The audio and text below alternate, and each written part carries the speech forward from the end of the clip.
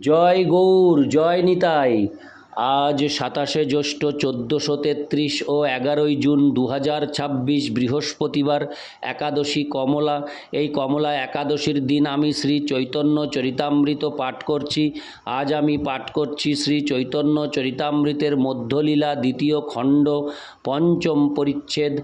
হরে কৃষ্ণ। পঞ্চদশ পরিচ্ছেদ। সার্বভৌম ভট্টাচার্যের গৃহে শ্রী চৈতন্য মহাপ্রভুর প্রসাদ সেবার শ্লোক 77 থেকে 87।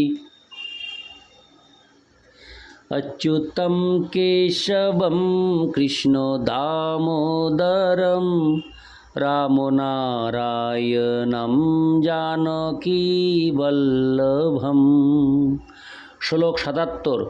শস্য সমর্পণ করি বাহিরে ধ্যান, শস্য খাঙ্গা কৃষ্ণ করে শূন্য ভাজন।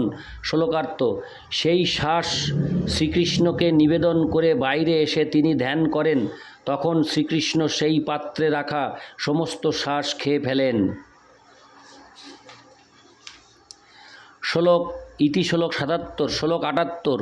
কভু শস্য খাঙ্গা পুনো পাত্র ভরে শ্বাসে, শ্রদ্ধা বাড়ে পণ্ডিতের প্রেম সিন্ধু ভাসে। শ্লোকার্থ। কখনো কখনো সেই শ্বাস খাওয়ার পর শ্রীকৃষ্ণ সেই পাত্রটি শ্বাস দিয়ে ভরে রাখেন, তার ফলে রাঘব পণ্ডিতের শ্রদ্ধা বৃদ্ধি পায় এবং তিনি ভগবৎ প্রেমরূপী সমুদ্রে ভাসতে থাকেন। ইতি। শ্লোক 78। শ্লোক 79। একদিন ফল 10 সংস্কার করিয়া ভোগ লাগাইতে সেবক আইল লঙ্গা। শ্লোকার্থ। একদিন শ্রীকৃষ্ণকে ভোগ নিবেদন করার জন্য একজন সেবক 10টি নারকেল ভালো করে পরিষ্কার করে নিয়ে এলেন। ইতি। শ্লোক 79। শ্লোক 80। অবসর নাহি হয় বিলম্ব হইল, ফলপাত্র হাতে সেবক দ্বারে তো রহিল। শ্লোকার্থ। তখন অনেক দেরি হয়ে গিয়েছিল এবং ভোগ নিবেদনের জন্য খুব একটা সময় হাতে ছিল না, তাই সেই সেবকটি নারকেলের পাত্র হাতে নিয়ে দ্বারের বাইরে দাঁড়িয়ে রইল। ইতি। শ্লোক 80। শ্লোক 81। দ্বারের উপর ভিতে তেহ হাত দিল, সেই হাতে ফল ছুঁইল পণ্ডিত দেখিল। হরে কৃষ্ণ।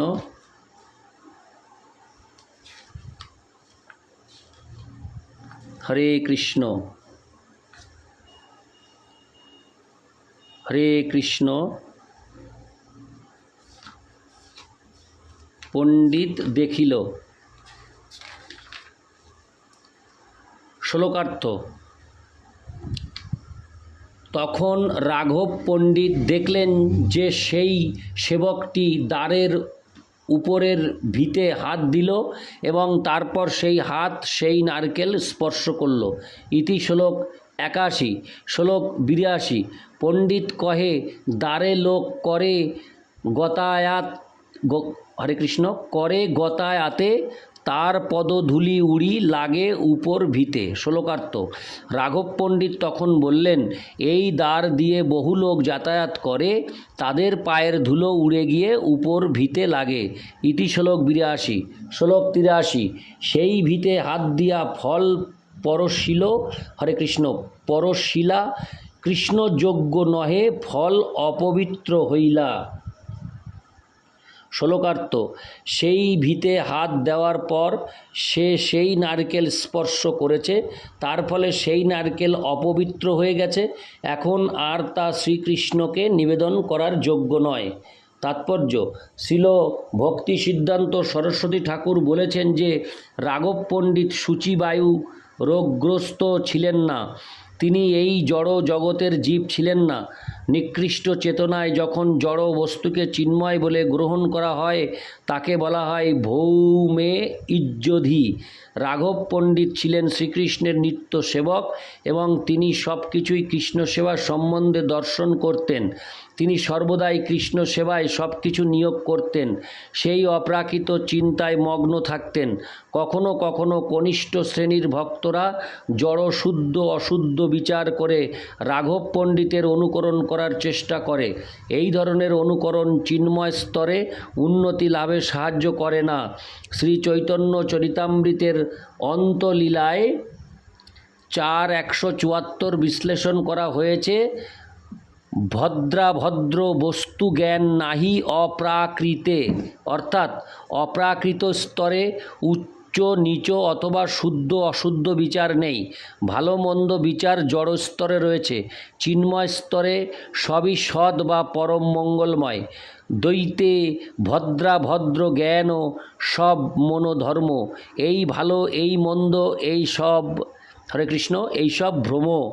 জড়জগতে ভালো এবং মন্দের ধারণা মনোধর্ম প্রসূত, তাই এটি ভালো এবং এটি মন্দ, এই যে বিচার তা ভ্রান্ত।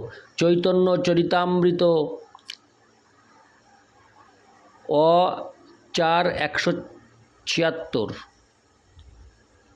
ইতি শ্লোক 83। শ্লোক 84। এত বলি ফল ফেলে প্রাচীর লঙ্ঘিয়া, ওইছে পবিত্র প্রেম সেবা জগৎ জিনিয়া। শ্লোকার্থ। এই বলে তিনি সেই নারকেলগুলি প্রাচীরের ওপারে ছুঁড়ে ফেলে দিলেন। এমনই পবিত্র ছিল রাঘব পণ্ডিতের প্রেমময়ী ভগবৎ সেবা। সারা জগতে এই রকম পবিত্র প্রেমের দৃষ্টান্ত দেখা যায় না। ইতি শ্লোক 84। শ্লোক 85। তবে আর নারকেল সংস্কার করাইল, পরম পবিত্র করি ভোগ লাগাইল। শ্লোকার্থ। তারপর রাঘব পণ্ডিত অন্য নারকেল ছুলিয়ে সেইগুলি পরিষ্কার করিয়ে পরম পবিত্র করে ভগবানের ভোগে লাগালেন। ইতি শ্লোক 85। শ্লোক 86 ও 87। এই মতো কলা আম্র নারঙ্গ কাঁঠাল, যাহা যাহা দূর গ্রামে শুনিয়াছে ভাল,